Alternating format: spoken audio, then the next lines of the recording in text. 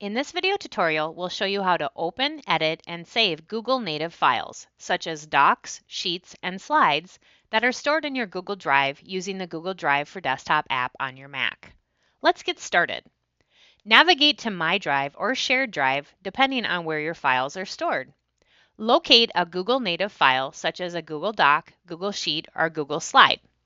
Double-click the file. It will open in your default web browser in a Google Workspace window. I will open a Google Sheet. Make your edits directly to the document. Google Files auto-save as you work, so there's no need to click Save. When you're done, simply close the Browser tab.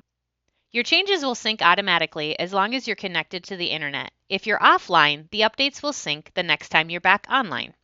If you have any questions or need assistance, please contact the GTS helpline at 507-933-6111 or email at helpline@gustavus.edu.